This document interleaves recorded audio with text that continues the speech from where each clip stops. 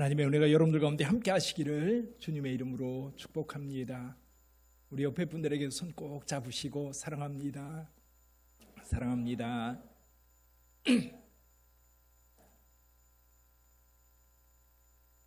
이제 진짜 여름인 것 같습니다. 날씨가 많이 덥습니다.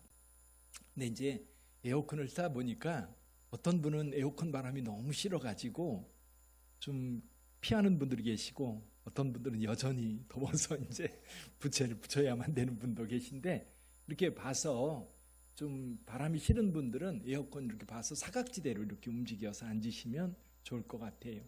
그리고 좀 추위를 타시는 분들은 좀 옷에 겉에 하나 좀 이렇게 입을 수 있는 거 입고 오셔서 서로 불편하지 않도록 예배를 드렸으면 좋겠습니다.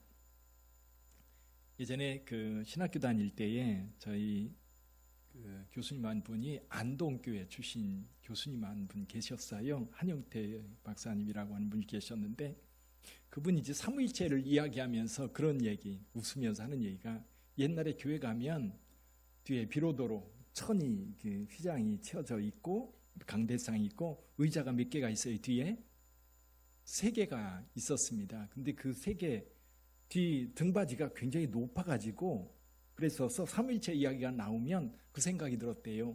아, 저기에 성부, 성자, 성령 하나님이 앉으시는 곳인가 보다. 근데 어느 날 보니까 담임 목사님이 가운데에 앉으시라는 거죠.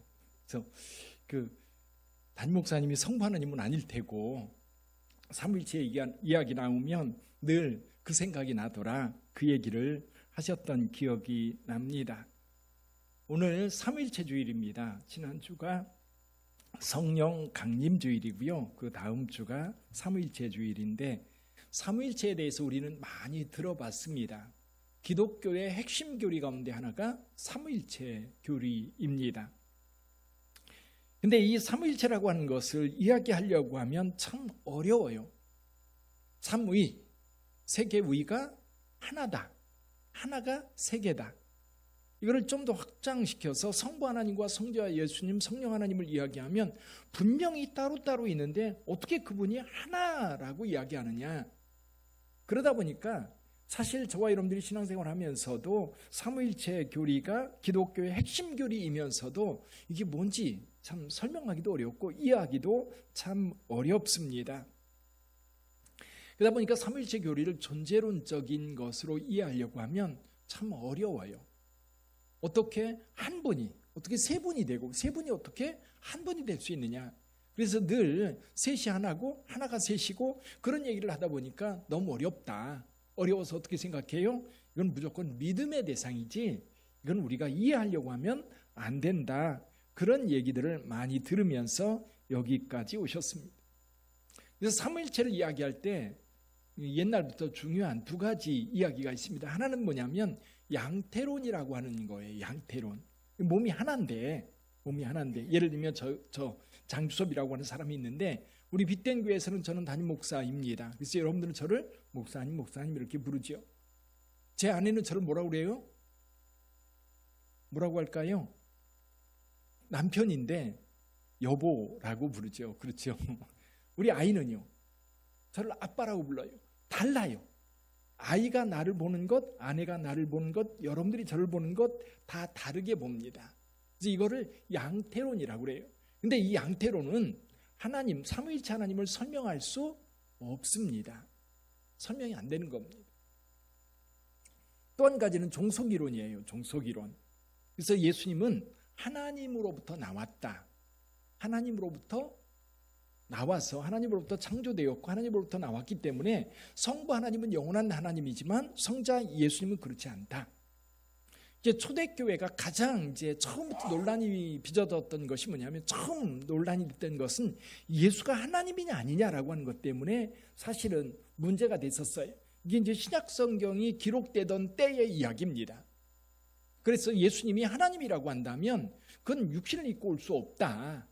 그래서 영지주의라든지 이런 영향을 받아가지고 가연설, 즉 예수님은 우리의 육신을 입고 있는 게 아니라 그분이 하나님이라고 한다면 그건 그림자일 뿐이다. 이렇게 얘기를 했던 거지요. 그래서 사도 요한 같은 경우는 육체로 오신 예수 그리스도에 대해서 강조하는 이유가 그겁니다. 육체로 오신 예수. 그래서 처음에는 예수님은 그냥 하나님이다. 그래서 초대교회 박해받을 때에는 거기에서 더 이상 논란이 되지 않았어요. 그냥 예수님께서 하나님이다라고 하는 것으로 인정하는 것으로 시간이 흘러 갔습니다. 그러다가 313년에 콘스탄틴이라고 하는 사람이 로마 제국 전체를 통일하면서 313년도에 밀라노 칙령이라는 것을 발표해요. 물론 밀라노 칙령은 기독교를 국교로 인정하는 건 아닙니다. 박해를 끝냈을 뿐이에요. 그다음에 이제 기독교가 이제 박해받는 종교가 아니라 제국에서 인정받는 종교로 서게 되면서 이 알렉산드리아라고 하는 곳, 알렉산드리아가 어디 있냐면요, 이집트라고 하는 나라가 있습니다. 아프리카 북부 이집트 나일강 삼각주가 쭉 있는데 서쪽 편에 알렉산드리아라고 하는 도시가 하나 있습니다.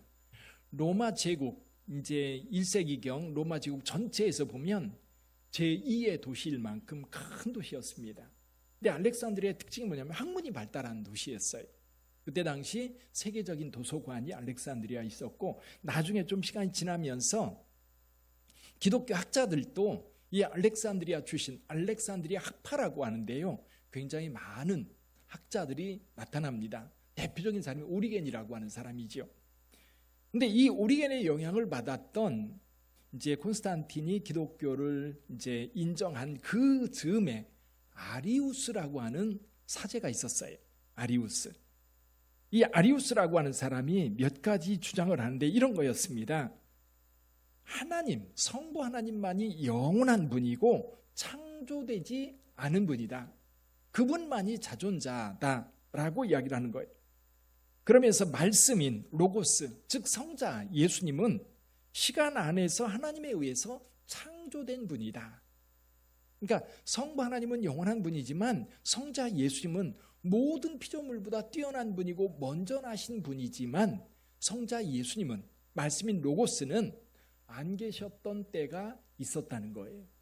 성부 하나님이 계시고 한참 뒤에 성자 예수님이 성부 하나님으로부터 나왔다. 성부 하나님으로부터 창조되었다. 그래서 성자 예수님은 성부 하나님에 비하면 열등한 존재다. 이렇게 주장을 하기 시작했습니다. 물론 이 말씀은 피조물보다는 우월하지만 창조자와의 중간에 중재자 역할을 한 분이다 라고 이야기를 했던 거예요. 그리고 그것을 책으로 만들어서 사람들을 가르치기 시작했고, 사람들이 거기에 굉장히 빠른 속도로 호응하기 시작을 했습니다.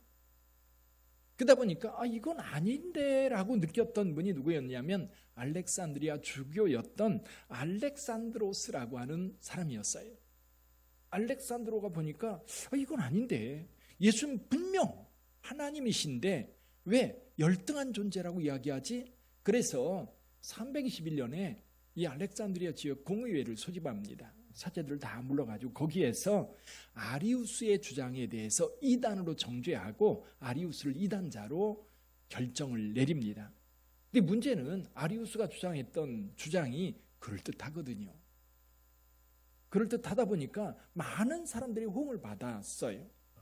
이게 이제 교회 안에 갈등이 되기 시작했어요. 아리우스파, 알렉산드로스파. 근데 알렉산드로라고 하는 사람이 주교로 있었는데 그때 부제로 있었던 아다나시우스라고 하는 사람이 있었습니다. 이 사람이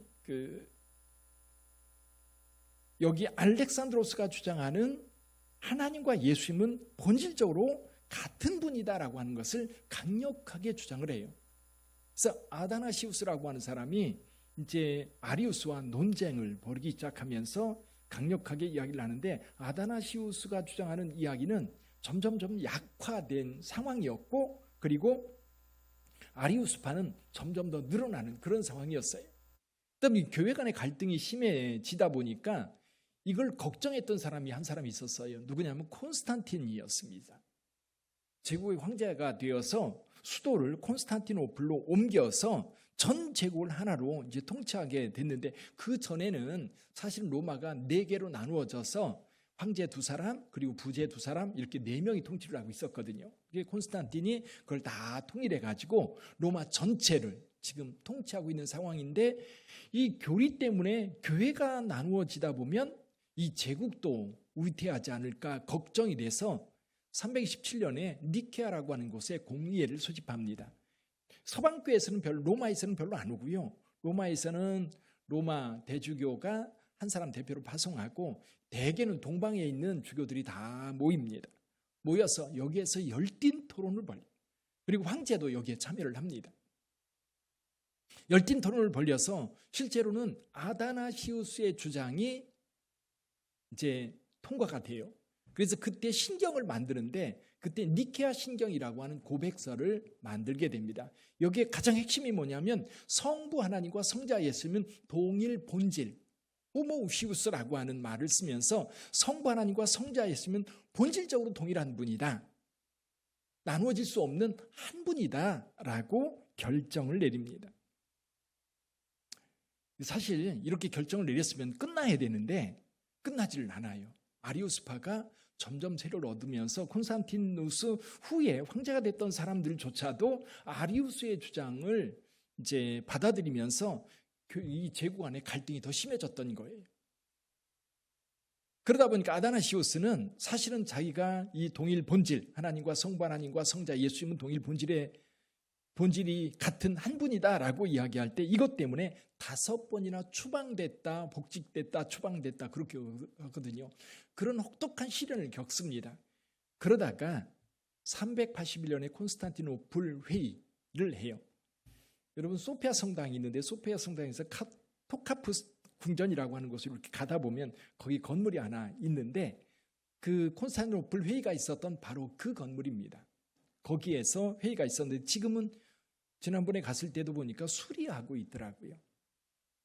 물론 회의했을 때의 그 교회는 아닙니다. 나중에 이제 불이 나고 다시 지어지고 그랬는데 어쨌거나 그 교회에서 콘스탄티노플 회의가 진행되는데 이때에 갑바도기아라고 하는 곳, 우리가 터키 관광지로 유명하지요. 근데 갑바도기아 가서 이제 동굴교회라든지 그리고 이제 열기구라든지 이런 걸로 유명한 지역인데 실제로 기독교인들이 거기에서 봐야 될 거는 거기 출신 유명한 교부들이 있었어요. 예를 들면 카이사라의 바실리우스, 니사의 그레고리 또는 나지안주스의 그레고리 요 사람들이 이 콘스탄티노플 회의할 그 당시에 이제 기독교 전체 영성을 이끌었던 대표적인 신학자들이었거든요. 이 사람들이 강력하게 아다나시우스의 주장을 이제 공감하고 이것을 광절시키기 위해서 노력을 많이 합니다. 이들의 노력으로 인하여서 결국 삼위일체 교리는 기독교의 정교리로 정착을 하게 돼요. 딱 자리를 잡아서 오늘날까지 계속됩니다. 그래서 여러분 삼위일체 교리는요 기독교의 핵심 중에 핵심입니다. 그래서 유대인들은 유일하신 하나님이 어떻게 인간이 될 수 있느냐? 그건 아니다. 그리고 이제 회교도들은 예수는 그냥 선지자일 뿐이다. 그렇게 이야기하면서 예수님의 신성을 부인하지요. 그러나 기독교는 예수께서 하나님이라고 하는 이 핵심 믿음이 우리 기독교를 지탱하는 가장 근본적인 믿음 가운데 하나예요. 우리 동네에도 이단들이 많지요. 예를 들면 신천지 왜 이단입니까? 이만희가 하나님이라고 그러니까 이단인 거예요. 또 안상홍이 하나님이라고 그러고 안상홍이 천지를 지었다고 그러고 그 장길자가 어머니 하나님이라고 하면 그게 이단인 거예요. 기독교가 아닌 거예요. 기독교는 삼위일체 하나님, 그 하나님을 믿고 있는 교회죠. 자, 그렇다면 왜 하나님께서는 이렇게 삼위일체, 우리가 참 이해하기 어려운 오늘 본문의 말씀에서도 예수님께서 말씀하셔요. 내가 아직도 너희에게 이를 것이 많으나 지금은 너희가 감당하지 못하리라. 지금은 감당하지 못한대. 근데 지금도 여전히 감당하지 못할, 이해할 수 없는 이야기들이 많이 있습니다. 그래서 우리는 그런 것 같아요. 우리가 이해하는 만큼 이해하고요. 나머지는 믿음으로 가는 거예요. 자, 그런데 하나님께서 왜 삼위일체의 모습으로 우리에게 나타났을까? 그거는 다름이 아니에요. 우리의 구원을 위해서입니다. 우리의 구원을 위해서. 구원이 아니라면 삼위일체적으로 하나님께서 나타날 필요가 없습니다. 여러분 가끔 텔레비전에서 해상 사고 났을 때 구조하는 모습을 여러분들이 본 경우 있을 거예요. 어떤 분이 바다에 빠졌습니다. 풍랑이 이른 바다에 빠져서 허우적거리고 있어요. 그는 거기 내버려 두면 죽는 거예요. 근데 신고를 받은 이제 그 소방서에서 헬기를 동원해서 거기 옵니다. 그러면 헬기에서 그냥 밧줄을 내려서 이거 잡어 그렇게 얘기하지 않아요. 잡을 수도 없고, 왜냐하면 헬기가 이렇게 떠 있으면 그 바람이요 어마어마합니다. 그러니까 이게 뜨는 거거든요. 이게 좀 멀리에 헬기가 멈추고 어떻게 해요? 헬기 안에 있던 소방대원이 밧줄을 타고 바다로 내려옵니다. 그리고 그래서 헤엄쳐서 조난자한테 다가가서 조치를 취하고, 그리고 밧줄을 연결해서 헬기로 연결해서 구조합니다. 여러분, 물에 빠진 사람 구조할 때 그렇게 구조해요. 소방대원이 반드시 이제 빠진 사람 구원하기 위해서 거기 들어옵니다. 들어와서 조치를 취하고, 그리고 밧줄을 끌어올려서 이제 구조를 하는 그런 상황이죠. 그러니까 저와 여러분들이 죄인이고 저와 여러분들이 연약합니다. 그리고 죽음이라고 하는 이 공포 속에 살고 있는데, 우리를 구원하려면 하나님께서 그 하늘에서 그렇게 말씀하세요. 너 스스로 구원해. 너 스스로 구원받아. 이게 뭐예요? 불교입니다. 불교. 무슬림은 어때요? 신 너무 거룩해요. 여기 가운데 올 수 없어요. 그래서 신은 그냥 세상이 돌아갈 수 있도록 그냥 다 짜맞춰 놨기 때문에 다 알라의 뜻이라고 생각하고 그냥 그렇게 살아. 그게 이슬람입니다. 힌두교는 어때요? 힌두교는 아예 신들이 그 속에 살아요. 그러면서 사는 사람들한테 조금 도움을 줄 뿐이지요. 근데 기독교는 뭐예요? 하나님이 우리 가운데 오신 거예요. 왜? 우리를 구원하시기 위하여. 삼위일체를 이해할 때에 구원론이 거기에 작용하지 않으면 이해할 수 없습니다. 존재론적으로 이해하려고 하면 이해가 안 되는 거예요. 근데 하나님이 우리를 구원하시려고 보니까 우리 가운데 들어와요. 우리 스스로 구원을 얻을 수 없으니까 우리 가운데 들어오셔서 우리가 구원받을 수 있는 길이요 진리요 생명 되신 예수님께서 길을 만들어 놓은 거예요. 그 길이 어떤 길이에요? 십자가의 길이었던 거예요. 십자가에서 우리의 죄를 위하여 죽으셨고 3일 만에 부활하심으로 인하여 예수를 믿는 자는 영생을 얻게 되는 거예요. 구원 얻게 되는 거예요. 하나님의 자녀가 되는 거예요. 우리 예수님께서 우리 가운데 오셔서 이 일을 이루어 놓으셨기 때문에 구원이 가능한 거예요. 그러니까 우리의 구원을 위해서 하나님께서 우리 가운데 들어오신 그분이 예수님인 거예요. 예수님께서 구원을 이루어 놓으시고 구원의 길을 만들어 놓으시고 부활 승천하셨어요. 그리고 그냥 버려두면 구원이 일어나지 않아요.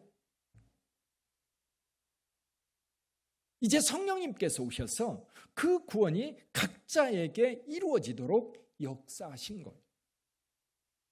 그래서 성부, 성자, 성령 하나님은 역할은 조금 다르지만, 예를 들면 성부 하나님께서는 인간이 죄를 범하고 에덴에서 쫓겨날 때에 어떻게 하셔요?